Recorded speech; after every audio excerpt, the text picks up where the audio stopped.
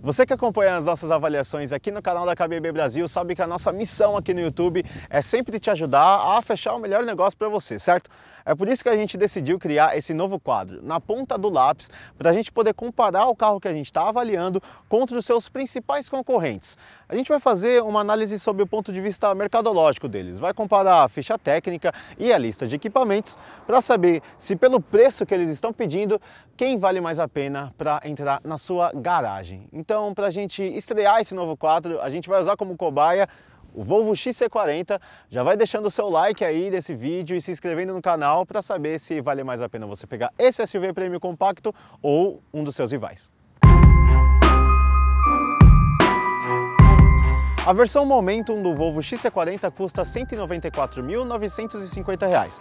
Nessa faixa de preço, os seus principais rivais são o BMW X1 na versão S-Drive 20i X-Line, o Mercedes-Benz GLA 200 Enduro e o Jaguar E-Pace base P250. Começando pelas fichas técnicas deles, o XC40 que você está vendo aqui desse lado tem um motor 2.0 turbo de 252 cavalos e 35,7 kg de torque. A tração dele é integral, câmbio automático de 8 marchas, ele tem um porta-malas de 460 litros e distância entre eixos de 2,70 m. O consumo dele medido pelo Inmetro é de 8,5 km na cidade e 10,8 em rodovias. Isso sempre com gasolina, ele só aceita gasolina. O nosso primeiro concorrente que a gente vai colocar aqui do lado é o BMW X1. Nessa versão, o X1 também tem um motor 2.0 turbo, só que no caso são 192 cavalos. Como ele é um pouquinho mais leve, o desempenho dos dois acabam sendo um pouco mais parelho. O câmbio também tem 8 marchas, a tração também é integral, só que no que o X1 dá um banho no XC40 é em relação ao porta-malas. São mais de 500 litros de volume no bagageiro desse BMW aqui. Em relação ao Mercedes-Benz GLA, o GLA já tem um motor bem menor, é 1.6 e são quase 100 cavalos a menos em relação ao nosso Volvo aqui. Ele tem um espaço parecido com o do XC40, pelo menos na distância entre eixos, é a mesma, de 2,70 m, mas o porta-malas é bem menor. Isso é uma desvantagem para quem quer ser um SUV compacto, um carro mais familiar, né? Em relação ao consumo, ele é bem mais econômico do que o Volvo, mas também sendo menos potente assim, estranho seria se o Volvo fosse mais econômico do que o GLA. Por fim, o Jaguar E-Pace é aquele que mais se assemelha do Volvo nesses números de ficha técnica. É um motor 2.0 turbo também, são 249 cavalos, como você está vendo aí, ou seja, bem próximo do Volvo. O câmbio dele tem uma marcha a mais, mas isso não se reflete numa vantagem tão grande em relação ao consumo. O consumo dos dois é bem parecido, mas o Jaguar é um pouquinho mais espaçoso em bagageiro, são 484 litros no bagageiro aqui do Jaguar. Ou seja, nesse aspecto o Jaguar é o que mais deu problema para o XC40. Agora, em relação ao conteúdo deles nessas versões, é claro que não dá para ficar listando absolutamente tudo o que esses carros trazem nessas versões, porque senão a gente ficaria dias nesse vídeo aqui.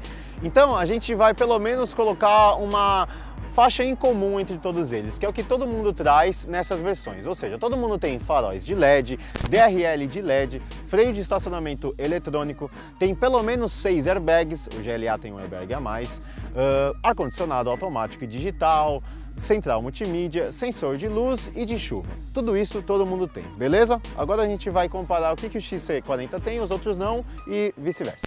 Dos 4 carros que a gente falou até agora, só o XC40 e o Jaguar E-Pace têm assistente de permanência na faixa e a frenagem autônoma de emergência. O XC40 também é o único que vem com rodas de 19 polegadas nessa versão e é o único que tem painel digital. O GLA, de todos que a gente falou até agora, ele é o único que não tem ar-condicionado de 2 zonas. Não.